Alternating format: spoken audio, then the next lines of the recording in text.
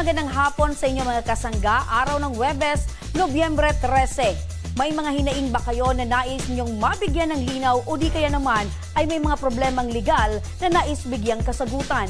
Ngayong hapon, tuloy-tuloy ang ating pagbibigay ng libreng serbisyong legal dito sa Kasangga.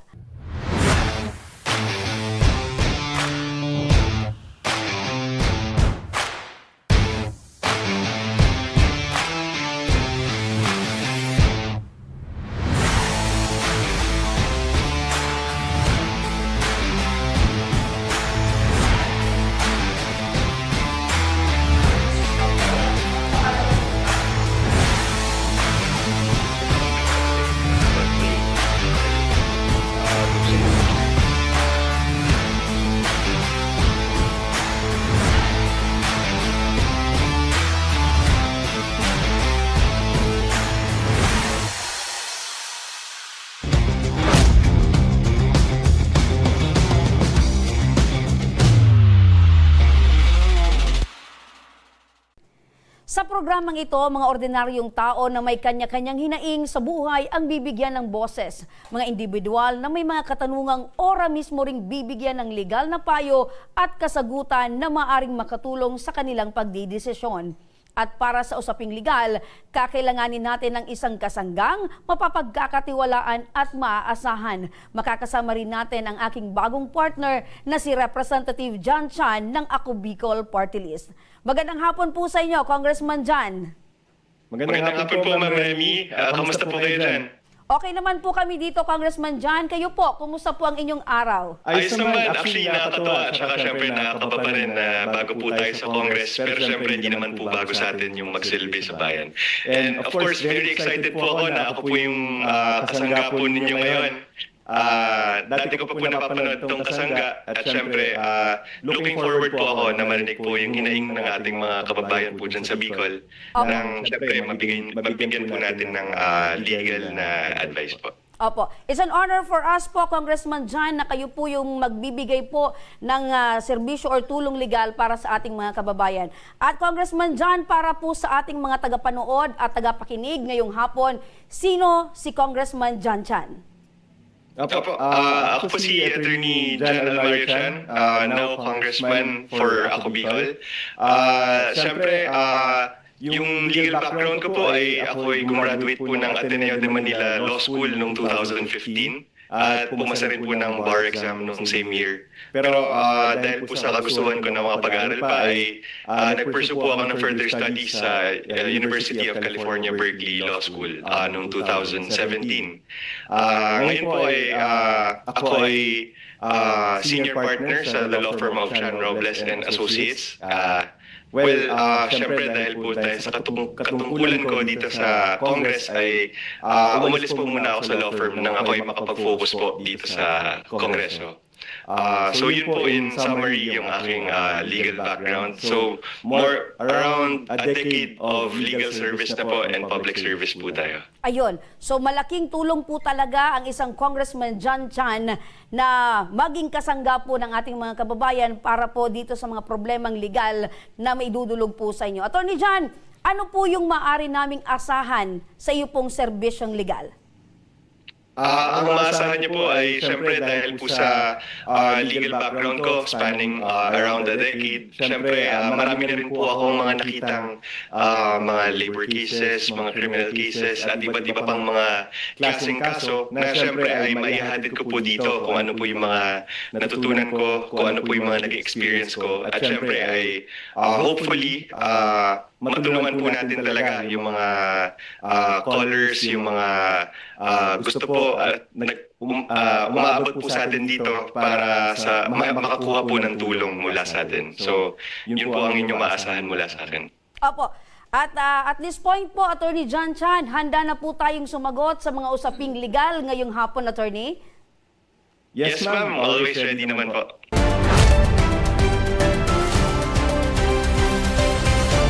Unahin na natin ngayong hapon ang problemang idinulog sa ating tanggapan ni Mary Ann Villanueva, isang single mom sa kanyang 5 anak.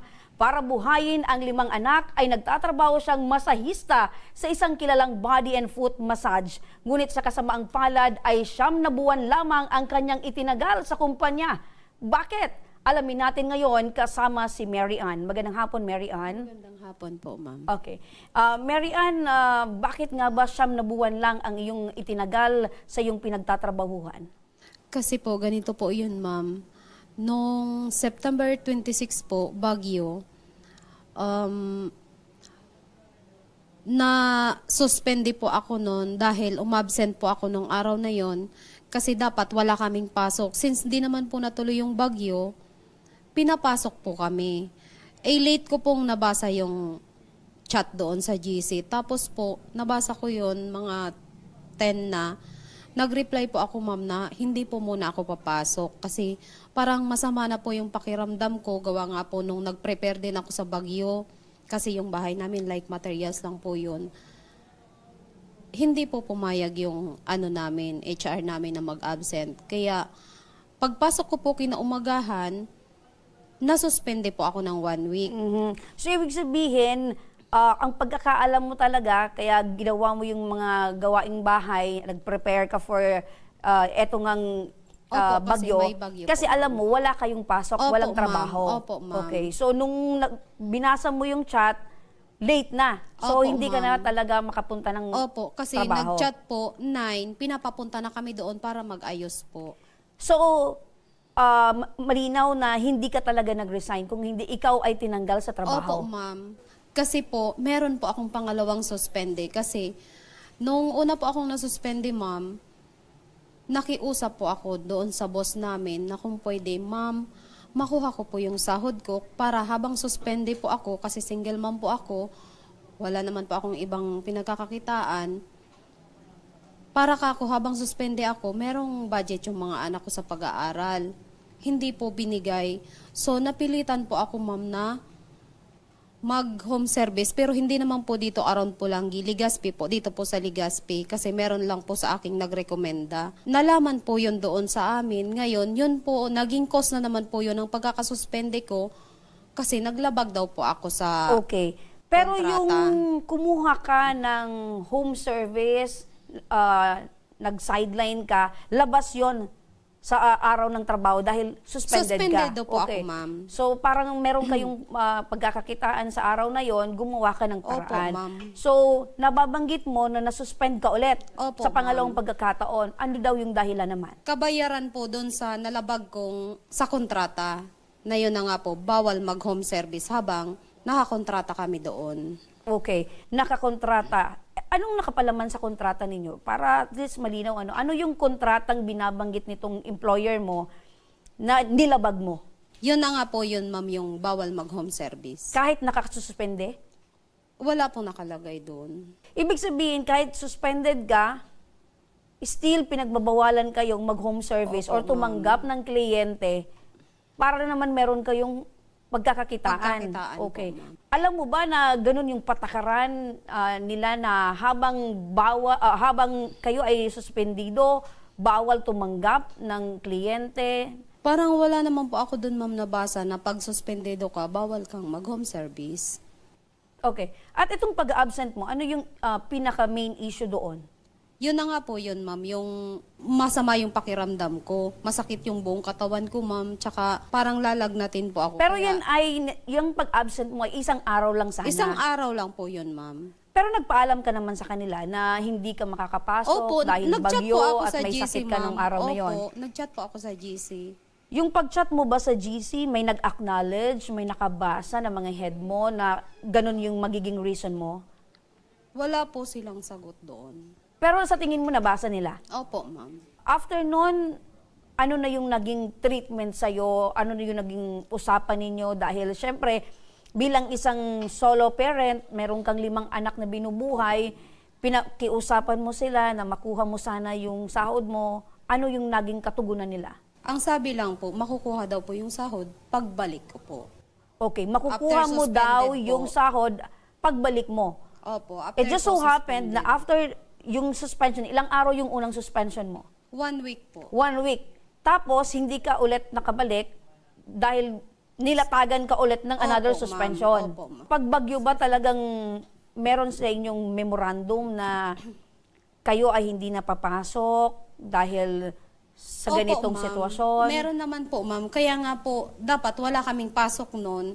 Since di naman daw po natuloy yung bagyo, pinapapasok po kami. Okay. So, nung araw na yon dahil bagyo, meron kayong memorandum na pinalabas yung inyong employer na walang pasok. Opo, Tapos ma'am. biglang pinapapasok kayo. Ano Opo. daw yung dahilan? Bakit pinapapasok pa rin Hindi kayo? naman daw po natuloy yung bagyo. Hindi daw natuloy yung bagyo. Opo, ma'am. So, parang yung notice nila, late na. Ang 9 po ng umaga, nag-chat. Ako lang po yung late na nakabasa. Kasi nag-aayos na po ako. Ibinabalik ko na sa bahay namin yung mga gamit na nilipat namin sa Okay. kapitbahay. Given na nagbigay kayo ng rason na hindi ka makakapasok dahil nag-aayos ka ng bahay ninyo, dahil sa iyong preparasyon sa bagyo at meron kang nararamdamang sakit, pinaniwalaan ka ba nila o hindi?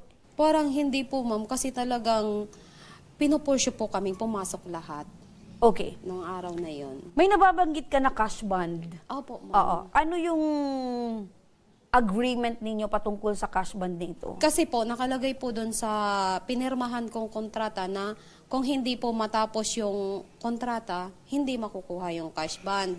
Pero since terminate naman po ako nila, nakalagay po doon na ibibigay nila yung ano. Okay. Yun ang malinaw na pagkakaalam mo na once terminated ka, yung cash bond mo, even though hindi mo natapos yung isang taon, ibabalik sa'yo. Opo, ma'am. Ano Yan po nangyari? yung Binalik ba pagkakaintindi. sa'yo yung cash bond? Wala po, ma'am.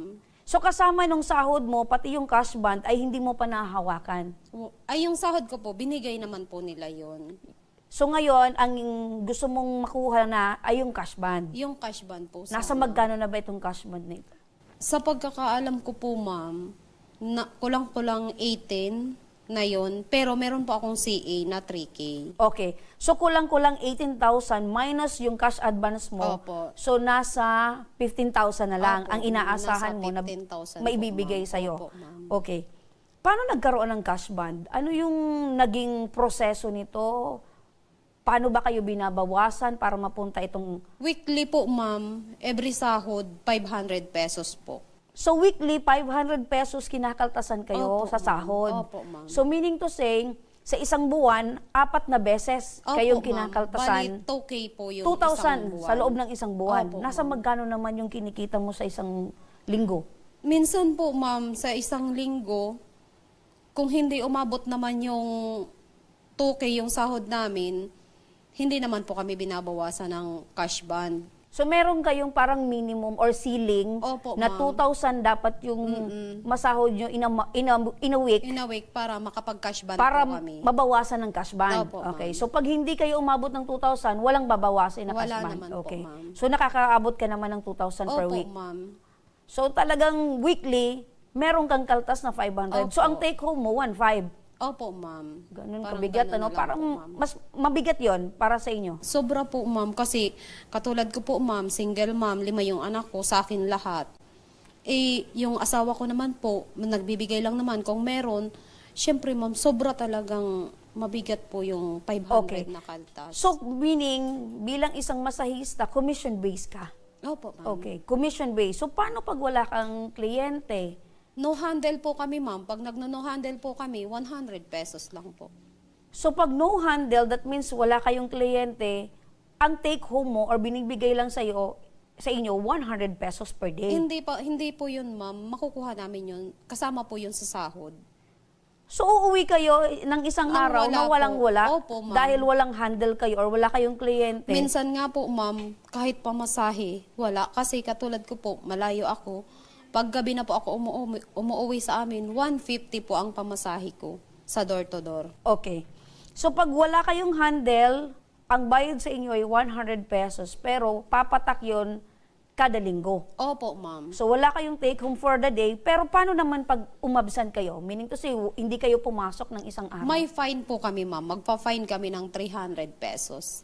So parang ang layo doon sa pag pumasok kayo walang handle 100 pero pag umabsent ma'am. kayo 300 ang pesos kinakaltas sa ang inyo. fine po. Opo. Kakaltasin po yun sa sahod Gaano namin. kabigat itong Sobra sitwasyon po, na ganyan? ma'am. Sobrang bigat po talaga. Pero bakit ma'am. ka tumagal ng halos ilang buwan sa ganyang klase ng commission or ganyang klaseng kitaan kada araw? Kasi ma'am, hindi naman po lahat ng araw ganon. May minsan naman po na meron, tapos minsan nagkakaroon naman po kami ng tip. Yun po yung nakakatulong Swertehan din naman na sa lang amin. kapag meron po, kayong ma'am, pag tip. nagkakaroon kami ng tip, meron kaming pagkain, pamasahe.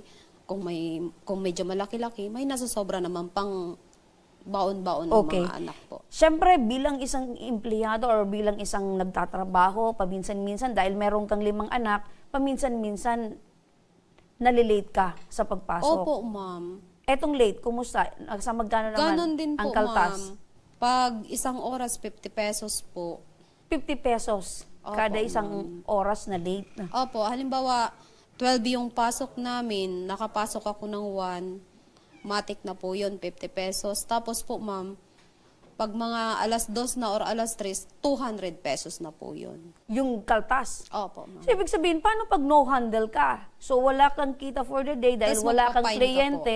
Meron ka pang fine Opo, or magpa-fine. babayaran or kaltas na 50 pesos plus 100, tama? Opo, Oh, ma'am. grabe, no? So, parang ikaw pa yung nagkautang or meron ka pang abunuhan Opo, ma'am. sa yung pinagtatrabahuhan. Eto bang bilang isang masahista dito sa pinagtatrabahuhan mo, meron kang mga benepisyong nakukuha? Wala po, ma'am. Ako wala. Wala kahit pag-ibig, PhilHealth, SSS, wala po. talaga. Wala lahat, ma'am. Okay. So ngayon na natanggal ka na, natanggap mo ba itong tinatawag the last pay mo? Yun lang po yun, ma'am. Yung sahod ko lang po talaga na natira sa kanila. Yun lang. Nasa magkano naman yung natira na Ano lang natanggap po mo? yun, ma'am? 1,400. 1,400. Opo, ma'am. Sa isang Tapos, linggo. ngayon, paano yan? Wala ka ng trabaho. Paano mo nabubuhay itong 5 anak mo? Ipinagpatuloy ko na lang po yung home service, ma'am. Yun na lang po yung pinagkakakitaan ko. Tapos, minsan po, nag-buy and sell din ako. Ganun po, online Okay, selling. diskarte ng isang nanay, Opo, ano? ma'am. So, ang nakuha mo, yung last pay, how opo, about itong cash bond? Hindi pa rin na ibibigay Wala sa'yo? po, ma'am. Nakipag-cooperate na po ako niyan sa HR namin at saka doon sa boss. Wala po silang response sa akin, Okay, ma'am. so well-coordinated itong concern mo sa inyong HR, Opo, sa inyong ma'am. amo. Opo. Pinakhead ba itong nakausap mo? Opo, ma'am. Okay, so hindi pa rin sila tumutugon? Wala po, ma'am. Kahit nga po yung notebook ko po na sinusulatan ng band namin, ma'am, at saka nung sahod namin, ayaw po ibigay sa akin. So wala kang kahawak na record Wala po, ma'am. na nagpapatunay na etong halagang ito, eto na yung cash bond na dapat maibalik sa'yo? Opo, ma'am. Kasi kinukuha ko po yun, ma'am. Ang reply lang sa akin ng HR namin, yung kahira namin, hindi daw pwede, sabi ni ma'am, makuha. So doon pa lang, maling-mali dahil sila yung maihawak ng records na supposedly dapat meron ka ding kopya, hindi ka ba nag-furnish man lang para meron kang reference na eto na yung halaga ng cash bond ko? Wala po, ma'am. Kasi yung notebook talagang yun, ma'am, hindi yun sa amin pinapadala. Doon lang po talaga yun sa spa. Okay. Bawal namin i-uwi yun sa bahay. Okay. So, binabanggit mo na ikaw ay tinanggal na. Opo, ma'am. Terminated ka na. Terminated Meron ka na po bang ako, ma'am. pinirmahan Wala na... po. Verbal lang po, ma'am. Lahat, verbal lang? Opo, ma'am. Okay. Pero yung quit claim, Wala po. since siyempre ikaw ay tinanggal sa trabaho na yung rason ay parang hindi naman makatao, so walang talaga kayong pinirmahan. Wala po, ma'am. Okay. So ano yung inilapit mo ito ngayon sa aming tanggapan, ano yung pinakahiling mo ngayon? Ang ano ko lang po talaga, ma'am, is yung cash bond ko po talaga, ma'am.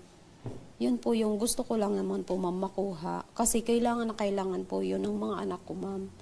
Okay. So, yan yung kagustuhan mo, Opo. maibigay sa'yo itong cash bond na nagkakahalaga pa ng 15,000 Opo, pesos. ma'am. Mga kasangga, ang hinaing ni Mary Ann ay tiyak nararanasan ng halos lahat ng mga empleyado sa kanya-kanyang pinagsisilbihan. Makatarungan ba ang naging proseso ng pagkakatanggal kay Mary Ann?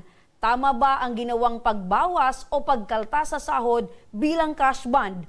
At ano ang nakasaad sa batas patungkol sa mga benepisyo na dapat matanggap ng isang empleyado? Lahat ng katanungang ito, sabay-sabay nating aalamin kay Congressman John Chan. Sa pagbabalik yan ng Kasangga.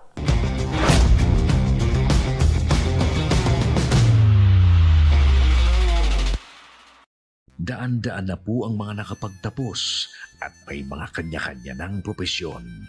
Sa kanilang pagpupunyagi, walang masidlan ang kanilang mga ngiti. Yun at sa Gabos, nagpapasalamat po ako sa AKB. Gusto ko lang po magpasalamat sa Ako Bicol sa opportunity na tigtatao po arag po sa kuya na estudyante. Dahil naandyan lang, katuwang lagi, Ako Bicol, katabang na, kasurug pa.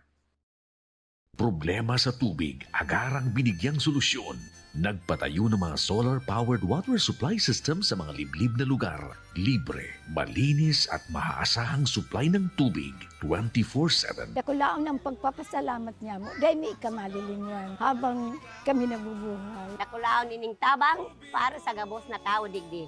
Salamat po. Para sa ating mga kababayang nasa laylayan, Ako Bicol, katabang na, kasurug pa. Ka-aksyon! Nais mo bang maging parte ng aming production team? Kahit nasa Albay, Sorsogon, Catanduanes, Masbate, Camarines Norte, at Camarines Sur, maaari kang mag-apply. Naghahanap kami ng executive producers, researchers, cameraman, editor, graphic artist, at social media specialist. Send your resume to actionco.hr@gmail.com o magpunta sa aming tanggapan, Action Co Center, Embarcadero de Legazpi. Share your skills and be part of our growing team. Apply na!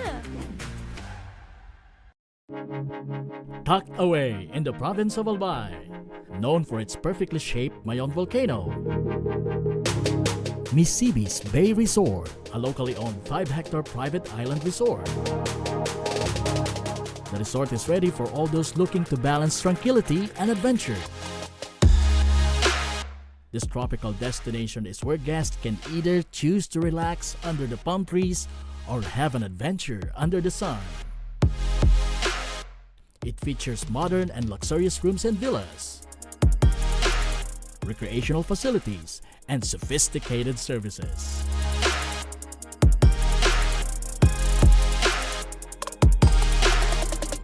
Come and experience Misibis Bay Resort, your tropical island getaway.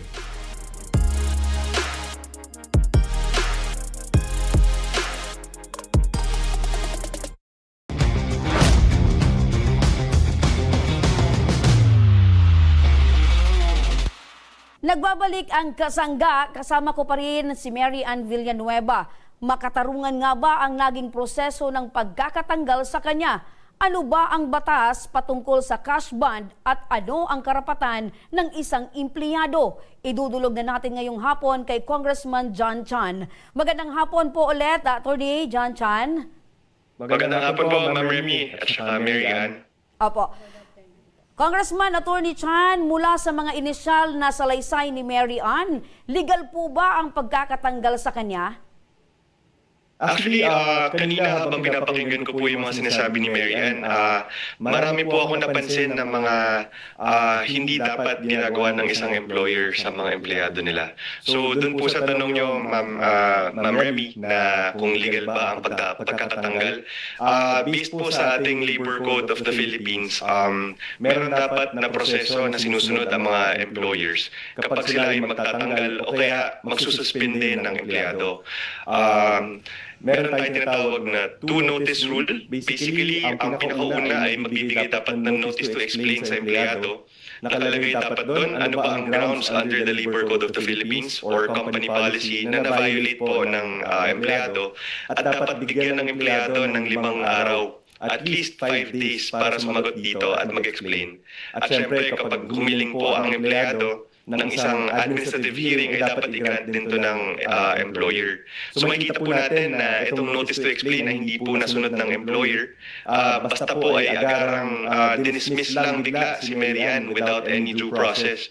And since we have laws and we have the Constitution in place, it's very important na sinusunod po natin ang due process ng mga empleyado. And in this case, I can state na hindi po tama ang ginawa ng employer. Opo. So meaning to say, dahil illegal po, Attorney John Chan, eto pong pagkaka-terminate dito po or pagkakatanggal kay Mary Ann sa kanyang trabaho, meron pong kakaharaping kaso, eto pong kanyang employer. Yes, definitely, Ma'am Remy. Actually, pwede pong mag-approach si Mary Ann sa DOLE. Tinatawag po natin ito na single entry approach. Basically, pag-report po si Mary Ann na meron nga pong ganitong mga violations sa kanyang employment contract. Tapos, doon po ay mag-mediate, pwede pong mag-offer ng settlement ang employer, pero kung hindi po nagkaroon ng kasunduan ng employer at saka si Mary Ann, ay pwede po ito tumuloy sa DOLE, sa labor arbiter, as a labor case na talaga. Okay. So, dagdagan pa natin, Attorney John Chan, ito pong parang mali sa ginagawa po ng kanyang employer. Ito pong patungkol naman sa pagbabawas po ng 500 pesos kada sahod bilang cash band daw. Ito din po ba ay meron pong nilabag na batas or sa labor code po? Ito pong kanyang pinagtatrabahuhan? Actually, Ma'am Remy, doon ako nagulat kasi parang nagbubuwis ka sa employee mo para lang makapagtrabaho siya. And alam natin, even without reading the law, we can already see na merong unfair at saka unjust na practices na nangyayari. Pero to go into specifics, syempre makikita natin sa Labor Code of the Philippines na prohibited ang employer actually except under very specific circumstances na magbawas sa sweldo na nakukuha ng isang empleyado. So ano ba yung mga instances na pwede? Halimbawa, kapag may insurance na binabayaran ng employer for the employee, kapag merong union dues, kung parte ng isang union ang isang empleyado, pwede pong magbawas para sa union dues. Pero in this instance, actually gusto ko nga po malaman, para saan po ba ginagamit yung cash bond na kinakaltas dito sa empleyado? Kasi nakikita natin medyo malaki. Hindi po siya normal na every week babawasan ka ng 500 at yung narinig ko nga po, yung take home mo ay syempre lumiit na ng sobra, parang mas malaki pa yung binawas kaysa po sa take home. So doon po makikita natin actually hindi pwede na nagkakaroon ng ganong kaltas sa sweldo, lalo na very specific lang po ang pwedeng deductions. And if ever may deduction, dapat po ay meron pong written agreement ito between the employer and the employee. So hindi po legal na basta-basta lang po nagbabawas nagkakaltas ang employer sa kanyang empleyado. Yun din, Attorney John Chan, yun din po yung gusto kong malaman. Matanong ko po itong si Mary Ann, alam nyo ba kung para saan itong cash band? Pagkatapos ng kontrata namin, meron kaming mauuwing or meron kaming savings po. Ayun, parang yung paliwanag po sa kanila, kaya nainganyo sila, ay para daw po, in case of meron silang pangangailangan or emergency, meron daw po silang mahuhugot or meron po silang savings. Opo. Alam naman po natin na dapat nakasalalay po sa empleyado yan at saka hindi naman po ang employer ang responsible para magkaroon ng savings ang empleyado niya. Lalo na nakikita po natin na sa trabaho po ni Mary Ann, meron po siyang binubuhay na 5 anak. Siyempre, napaka-importante yung 2,000 na yan. So, doon pa lang very unfair itong practice na ginagawa po sa inyo. So, meron po kayong laban po kung sakali pong mag-file kayo ng Ayun, para mas maging malinaw po, Attorney John, paano po ba yung patakaran sa usapin pong cash bond? Actually, under the Labor Code of the Philippines, prohibited magkaroon ng cash bond pag maliban sa siyempre yung mga enumerated under the law. So yun nga po, katulad ng for insurance premiums, for union dues, at saka yung mga other deductions na pinapayagan po sa batas o kaya sa regulations ng DOLE. At may mga practice po ang ibang industries for deposits, halimbawa for loss or damage ng company properties. So ibig sabihin, pwede po ang cash bond only if in industries specifically allowed by the DOLE. So makikita natin itong practice na to, halimbawa sa mga security agencies. Pero mga ibang industries, tulad po ng sa spa, sa restaurant, hindi po recognized practice ang magkaroon ng cash bond. So basically, hindi po pwede to at bawal po ito. So hindi rin po pwedeng magkaltas para lang gamitin for future na posibleng damage to the company. Dahil syempre, ang bawas po o kaltas pag nagkaroon ng damage sa property ng company, ay dapat dumadaan din po yan sa due process. Okay. So meaning, nababanggit yung Attorney John Chan na ito pong spa, ito pong pinagtatrabahuhan ni Mary Ann ay talagang lumabag po sa batas dahil hindi po sila kabilang sa mga klase ng trabaho na nararapat magkaroon po ng cash bond. Yes, Ma'am Remy. So makikita natin mayroong mga cases under Philippine jurisprudence na mga instances na sinabi ng Supreme Court of the Philippines na hindi tama yan, dapat ibalik nyo yung binawas nyo po sa mga empleyado nyo. Okay. So, Napakinggan nyo din po kanina, Attorney John, na maliban po dyan ay may multa na 300 pesos ang mag-absent at 50 pesos naman kung sino ang malilate sa trabaho. Dito po, Congressman Attorney, may batas po bang sumusuporta rin po dito? Legal po ba ito na tuwing absent or late ay ganito po yung halaga ng ibabawas po sa kanila? doon naman po sa nabanggit na mga deductions for absence or late.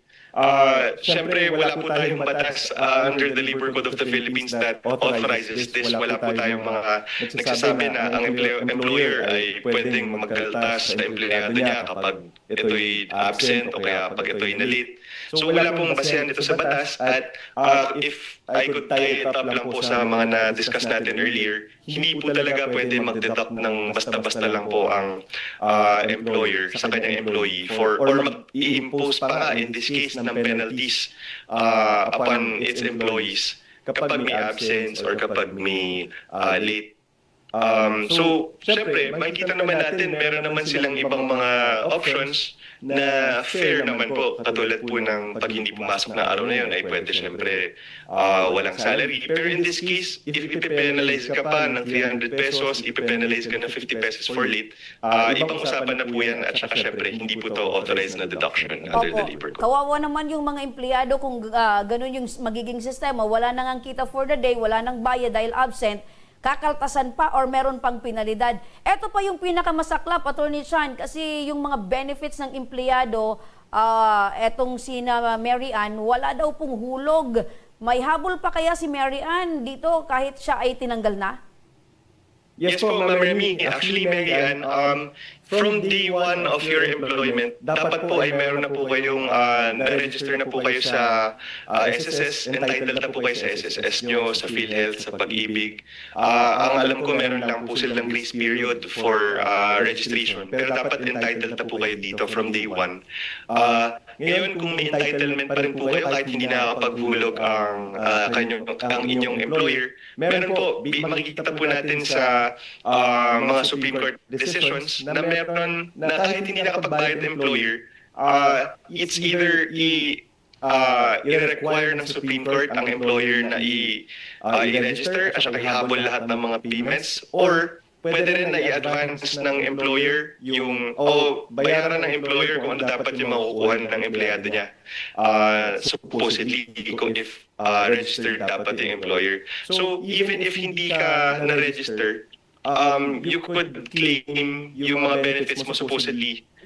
Pero syempre, ang hahabulin dyan ang employer sa mga hindi nila binayaran. Okay. So, Congressman Attorney John, malinaw po na maraming nilabag ito pong kanyang employer. So, meron din pong mga inimpose itong employer na talagang pasok po sa banga na meron po talaga siyang violate. Ngayon, saan po siya maaring ihain ito pong mga reklamo ni Melissa para po magkaroon po ng formal na reklamo?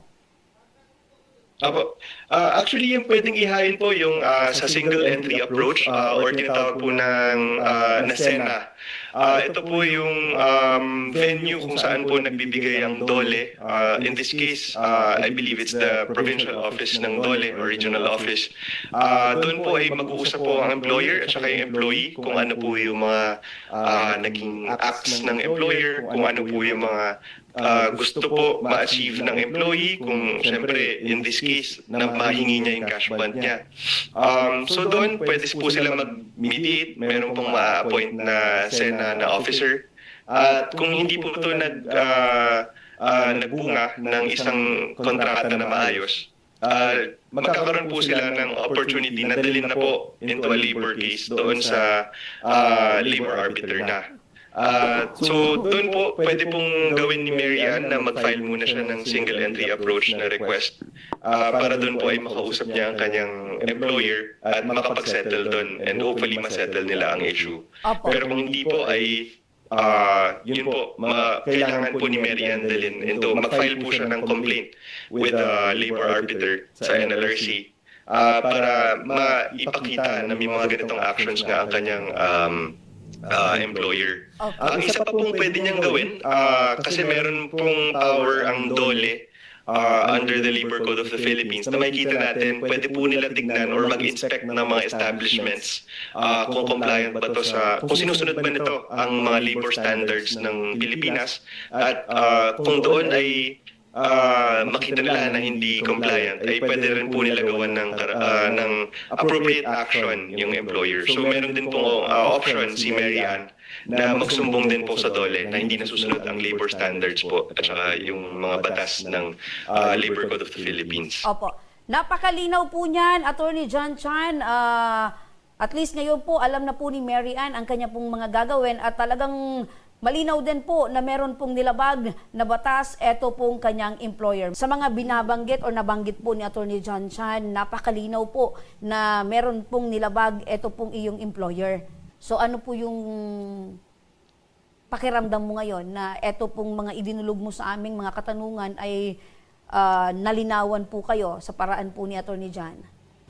Kasi po ma'am, nung una po, parang pinanghihinaan na po talaga ako ng loob. Kasi parang naisip ko po na parang baka wala naman po maaanuhan tong ipinaglalaban ko. Pero sa advice po ni attorney ngayon, parang nagkaroon po ako ng lakas ng loob para ilaban po yung karapatan ko na makuha ko yung pinaghirapan ko sa kanila. Tama. May tanong ka pa, Mary Ann?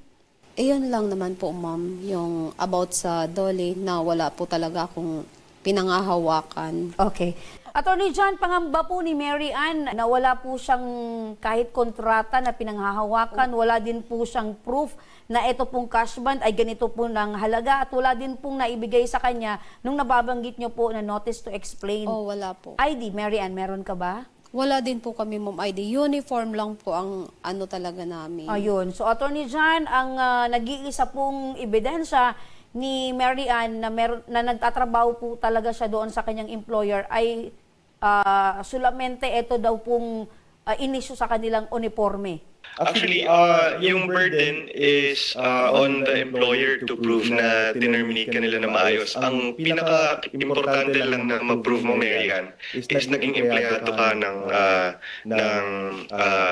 employer mo. So, dito pwede mong ma-submit, pwedeng mga salaysay po ng mga katrabaho nyo. Yun nga, yung uniform, dahil hindi naman po kayo bibigyan ng uniform kung hindi po kayo nagtrabaho doon. So, itong mga bagay na to, makakonsider din po yan ng DOLE when they assess yung complaint na i-file po ninyo. And after that, once you prove that you're an employee of, or you were an employee of your employer, burden of proof na po ng employer to show na sinunod namin, may due process, pero yun nga, nasabi nyo, na meron, wala kayong kontrata, wala kayong mga notice to explain, wala kayong notice to terminate.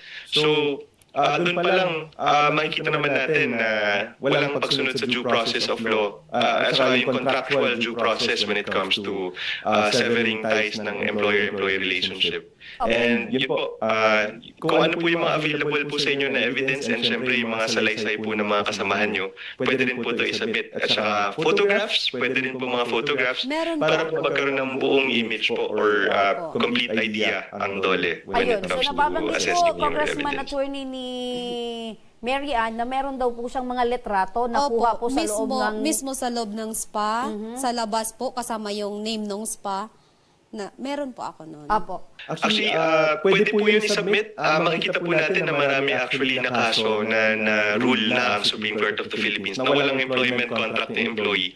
Pero dahil tinignan po nila yung buong situation, yung circumstances din po ng pagtatrabaho ng empleyado sa kanyang employer, ay nagsabi po ang Supreme Court na meron pong employer-employee relationship dyan, and dapat, since may employer-employee relationship, sinusunod po nila yung mga proseso na nakalagay po sa Labor Code of the Philippines. So, wag po kayong mangamba na wala kayong employment contract dahil makikita po ng DOLE ito na meron po kayong employer-employee relationship.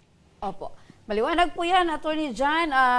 Ma'am Mary Ann, meron pa po kayong dagdag na katanungan para kay Attorney? Okay na po yun, ma'am. Ay. Yan na lang po yung mga evidence po na pwede kong madala sa DOLE. Yun lang naman po Okay. yung ano. So, okay na daw po yun, Attorney John. Malinaw daw po sa kanya. Ito pong mga advice na ibinigay niyo po para kay Mary Ann. Maraming salamat, Attorney John. Salamat po. Opo. So, at least ngayon, Mary Ann, babaunin mo ito pong mga dagdag na kaalaman. Opo. At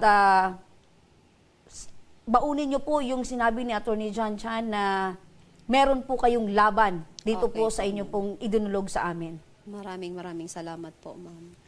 Ayan mga kasangga, kaya importanteng alam natin ang ating mga karapatan bilang isang empleyado bago pa man tayo pumasok sa isang kasunduan upang hindi tayo mabiktima ng mga abusadong employer. Ngunit kung may pananakot na o di kaya naman ay nadaan kayo sa mabulaklak na salita, huwag mag-atubiling i-report agad itong mga kahina-hinalang gawain sa tanggapan ng Department of Labor and Employment o DOLE. O di kaya naman ay maaari nyo rin kaming asahan at mag-iwan lamang ng mensahe sa aming official Facebook page, Action Ko Digital. At kami ay ora mismo nyong maaasahan. At sa pagbabalik, isang uri naman ng pang-aabuso ang ating tatalakayin. Kasama pa rin si Attorney John Chan. Kaya huwag kayong bibitaw dahil magbabalik pa ang inyong kasangga.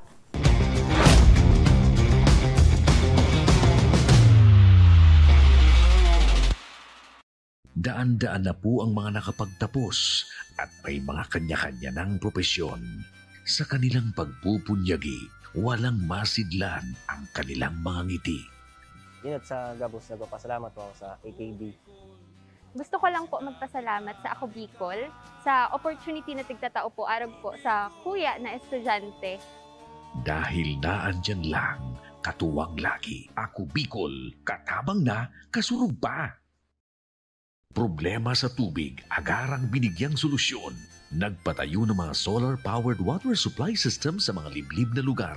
Libre, malinis at maaasahang supply ng tubig 24/7. Dako laon ang pagpapasalamat niya mo. Dahil may kamalilinwan habang kami nabubuhay. Nakulaon nining tabang para sa gabos na tao digdi. Salamat po. Para sa ating mga kababayang nasa laylayan, Ako Bicol, katabang na, kasurug pa. Ka-aksyon! Nais mo bang maging parte ng aming production team? Kahit nasa Albay, Sorsogon, Catanduanes, Masbate, Camarines Norte, at Camarines Sur, maaari kang mag-apply. Naghahanap kami ng executive producers, researchers, cameraman, editor, graphic artist, at social media specialist. Send your resume to actionco.hr@gmail.com o magpunta sa aming tanggapan, Action Co Center, Embarcadero de Legazpi. Share your skills and be part of our growing team. Apply na! Tucked away in the province of Albay, known for its perfectly shaped Mayon volcano, Misibis Bay Resort, a locally owned 5-hectare private island resort. The resort is ready for all those looking to balance tranquility and adventure. This tropical destination is where guests can either choose to relax under the palm trees or have an adventure under the sun. It features modern and luxurious rooms and villas, recreational facilities, and sophisticated services.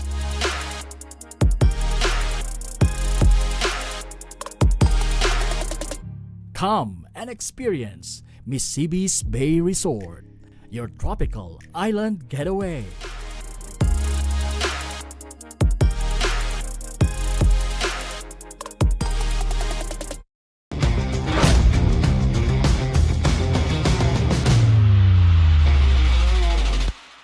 Kung kanina lamang isang uri ng pang-aabuso mula sa employer ang ating pinag-usapan, ngayon naman kasama si Congressman John Chan para talakayin ang isang klase ng pang-aabuso na napapanahon din ngayon.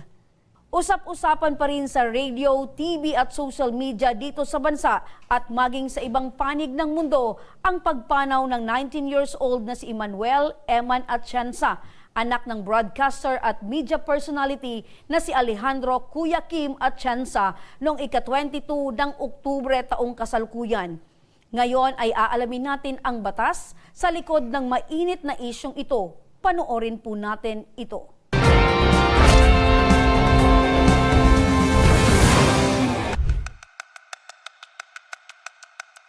Usap-usapan ngayon sa bansa at maging sa ibang panig ng mundo ang pagpanaw ng 19 anyos na si Emmanuel Eman Atienza, anak ng broadcaster at media personality na si Alejandro Kuya Kim Atienza noong ika-22 ng Oktubre taong kasalukuyan. Kinumpirma ng pamilya ni Eman sa publiko ang pagkamatay nito matapos matagpo ang wala ng buhay sa kanyang apartment sa Los Angeles. Ayon sa Los Angeles County Medical Examiner Coroner, suicide ang sanhi ng pagkamatay ni Eman. Batay sa impormasyon, matagal nang nakakaranas ng depresyon si Eman. Sa edad na 12 ay nagsimula na siyang magpa-therapy dahil sa kanyang mental health issues. I have ADHD and I am all for normalizing mental health, mental illness, and struggles with mental health. That needs to be normalized because it's something that everyone struggles with. Taong 2024 naman, naging aktibo si Eman sa TikTok. Sa pamamagitan nito ay ibinahagi ni Eman ang kanyang buhay, mga hilig, pagpapalaganap ng positibong mensahe patungkol sa kanyang mental health journey at ang mensahe na A Little Kindness Everyday. Ngunit dahil rin dito, nakatanggap ng pambubuli online si Eman na siyang itinuturong dahilan ng pagkitil niya sa sariling buhay. Ang pangyayaring ito ay nagsilbing panawagan para sa mas mahigpit na batas laban sa cyberbullying at online hate. Kaugnay nito, inihain ni Senate Deputy Majority Leader J.B. Ejercito ang Anti-Online Hate and Harassment Bill o tinatawag din na Eman Atienza Bill nito lamang ika-3 ng Nobyembre. Layunin ng panukalang batas na ito na labanan ang cyberbullying, fake news at online defamation. Pinalalawak ng panukalang batas na ito ang mga proteksyon sa ilalim ng mga umiiral na batas tulad ng Cybercrime Prevention Act at Anti-Bullying Act sa pamamagitan ng pagpataw ng parusa sa mga gawain gaya ng cyber libel, hate speech, cyberstalking, at ang hindi pagpapahintulot na pagbabahagi ng mga pribadong impormasyon. Ngunit sa ating bansa ay mayroon ng existing laws para labanan ang mga katulad na pangyayari. Ito ay ang Anti-Cybercrime Law, Anti-Bullying Law at Mental Health Act. Sa mga batas na mayroon ng Pilipinas ngayon, paano nga ba malalabanan ng online hate, cyberbullying, at pagpapakalat ng mga maling impormasyon na maaring magdulot ng depresyon at iba pang mental health issues para sa mga tao lalo na sa mga kabataan? Kailangan nga ba ng isa pang batas para rito? O kailangan lang na mas paigtingin pa ang mga batas na existing na sa ating bansa?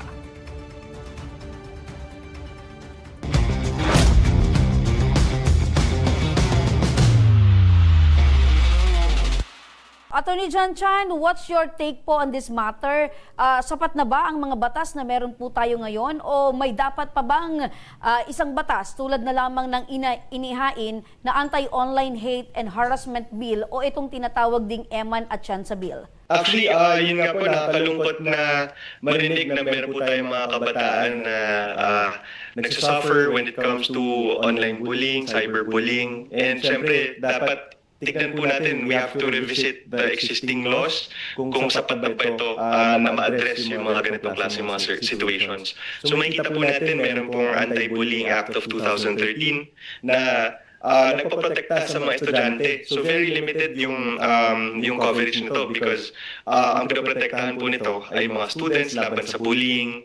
It includes cyberbullying also. Pero syempre, ang hirap po dito ay kung hindi naman po sa paaralan nangyari yan, syempre hindi po sakop po ito ng batas.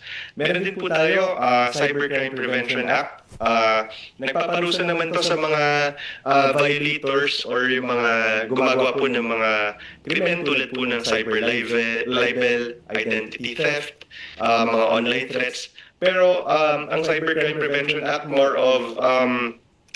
it's more of spreading yung lies. Siyempre, dahil alam po natin yung crime of libel, ginawa lang po ng Cybercrime Prevention Act is to also criminalize libel done through online means. So, syempre, kung mayroong mga instances tulad po ng kay Eman na hindi naman po siya papasok sa coverage ng libel, ng elements of libel, ay syempre makakalusot po ito at saka hindi po ito mapapunish or mapipinalize under the law. So, yun po yung mahirap dahil very specific lang po na cyber libel lang po ang mapapunish dito. Syempre, meron din po tayong pwede pag-usapan na Mental Health Act. So, dito naman ay pinapakita na may karapatan po yung mga Pilipino na may access po sa mental health care. Pero dito mayroong mga counseling, mayroong mga programa yung mga schools, saka yung mga paaralan, pero hindi rin po ito criminal law na pwede pong magkaroon ng ngipin na syempre or yung matatakot yung mga pwedeng mag-perpetrate ng ganitong mga krimen dahil hindi naman po siya mag-a-address specifically ng bullying online. So, makikita po natin while the laws that we mentioned address very specific or fragmented parts po ng issue, wala pa po tayong batas talaga that will meet the issues head-on. So, nakikita po natin na very important yung pag-revisit nito dahil makikita natin yung mga butas na dapat po pong ma-fill up. So, very important na tignan din po natin ang pinapasang yung tinatawag po na Eman Atienza Bill dahil alam po natin na hindi lang po si Eman Atienza yung nagsasuffer ng ganito.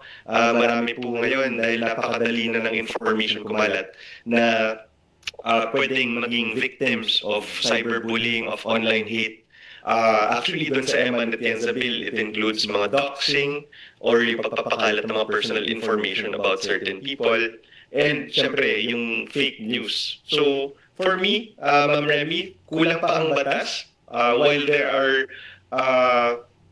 laws that address specific parts of the issue, wala pa rin talagang actual na batas na makakapag-prevent or makakapag-regulate nitong issue na ito. Okay. So nababanggit niyo po, Attorney John, na kulang pa po yung batas para makatulong na ma-regulate ito pong mga pinagdadaanan po ng ating mga kababayan na nai-encounter po yung ganito pong sitwasyon or problema. So ito po bang bagong bill na nais pong ipasa bilang batas? Paano po ito makakatulong na labanan po ang online hate? At ito pong batas na dahil po sa nangyari po dito kay Miss Eman ay mas pinalakas pa po itong bagong bill pong ito.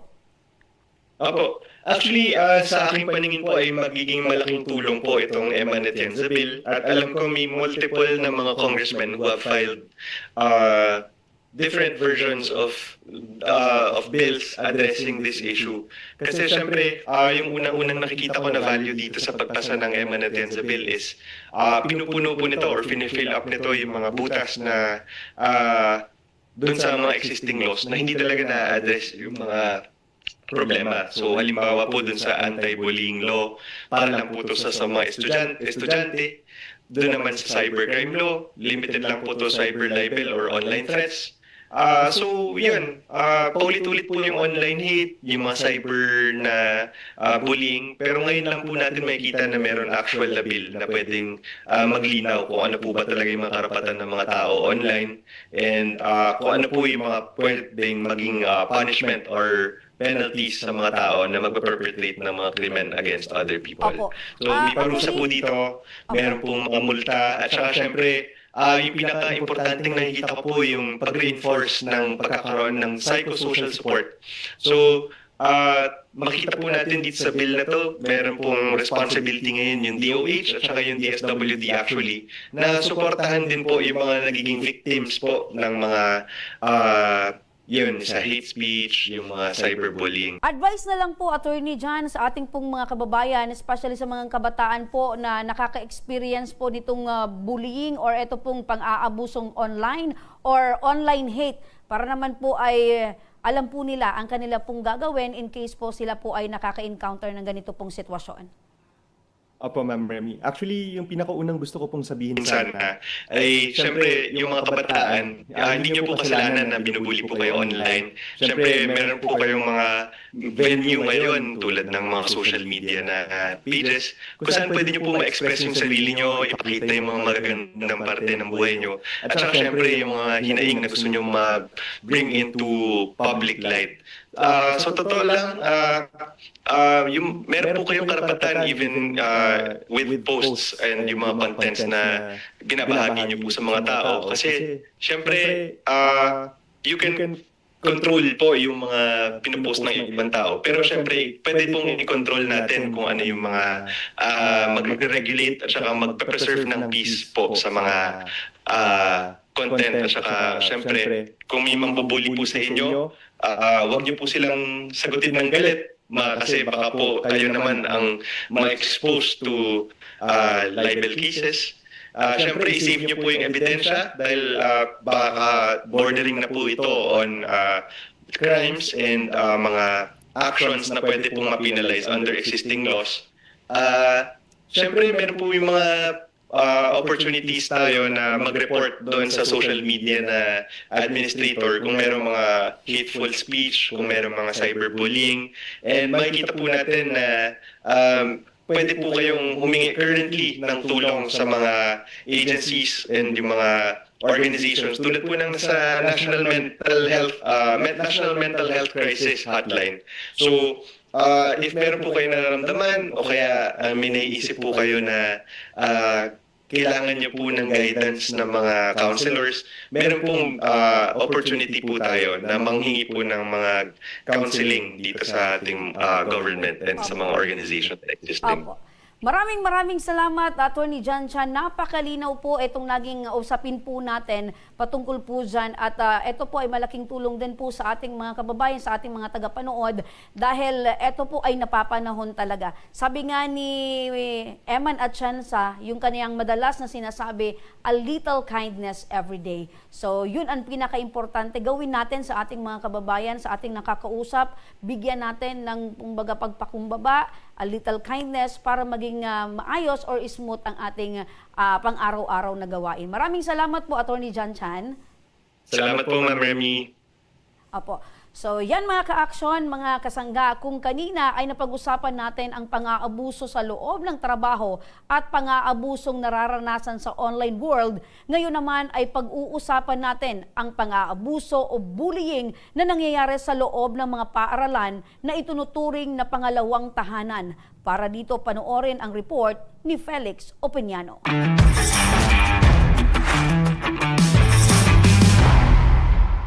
Pangalawang tahanan. Ganito ilarawan ng karamihan ang paaralan.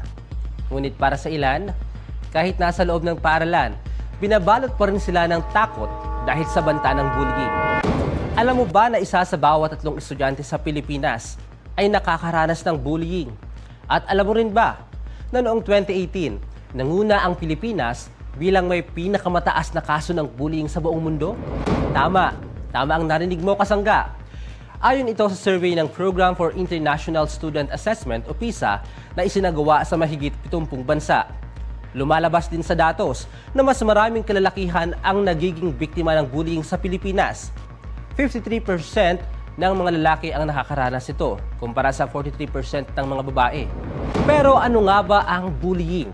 Ang bullying ay paulit-ulit na pang-aapi o pananakit ng isang tao o grupo laban sa isang mas mahinang individual na may layuning ipahiya o pagkaisahan ang biktima. Ito ay maaring physical bullying tulad ng panununtok at pananampal, verbal bullying, panlalait at pagbibitaw ng masasakit na salita, cyberbullying, online na paninira at pang-aapi, psychological bullying, pagbabanta at silent treatment. Upang maprotektahan ang kabataan, isinabatas ang Republic Act 10627 o Anti-Bullying Act of 2013. Layunin nitong tiyakin ang kaligtasan ng mga mag-aaral laban sa anumang uri ng pang-aapi, kabilang ang cyberbullying.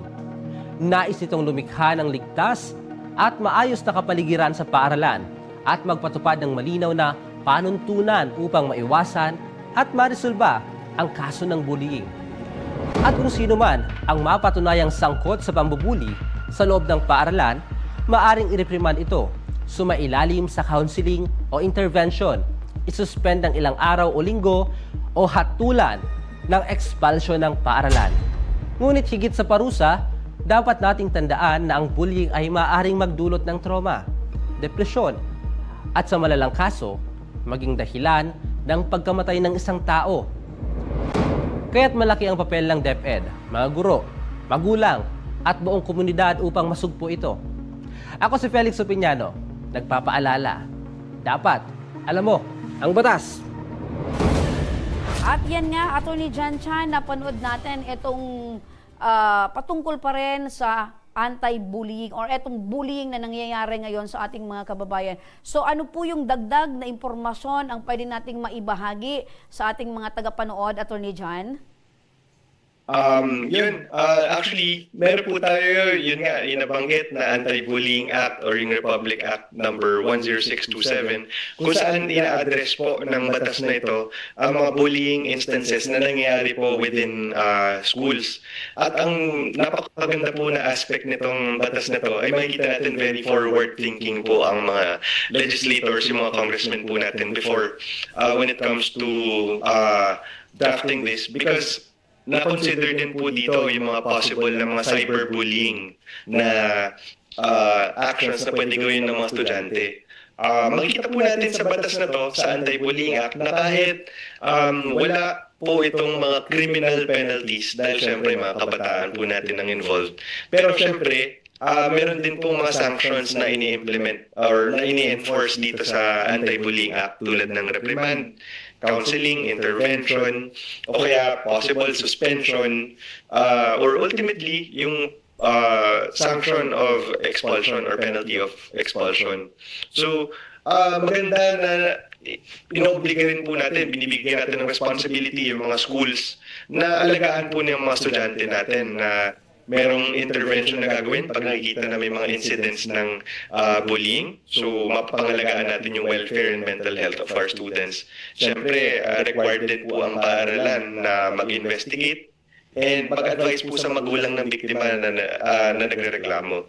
So, dahil po dito sa Anti-Bullying Act natin, mababawasan o kahit papaano ay mag-iisip po ang mga estudyante bago po nila gawin yung mga bullying acts na against their fellow students. Dahil syempre, ang schools po natin dapat ay very formative, and kung may nangyayari mga bullying sa schools natin, syempre hindi po ito na ma-achieve yung mga dapat na ma-achieve sa mga paaralan natin. So maganda po na meron tayong Anti-Bullying Act. Opo. With that po, Attorney John Chan, maraming salamat po at talagang malaking halaga or napaka-importante po yung intervention po ng paaralan at maging ang mga magulang dahil sa kanila po nakasalalay din kung ano po yung magiging kung ano po yung sitwasyon ng kanila pong mga anak at kanila pong mga estudyante. With that po, nakakalungkot din na mayroong ganitong nangyayari sa ating mga eskwelahan, pero sa pamamagitan po ng ating batas ay matitigil po ang ganito pong mga sitwasyon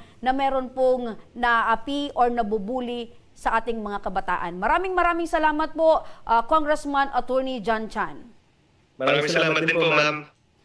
At kasangga, hanggang sa susunod na Huwebes, mga kasangga, sama-sama tayong matuto sa usaping legal kasama si Congressman John Chan. Ako po si Remy Araneta Mindones, ang inyong kasangga.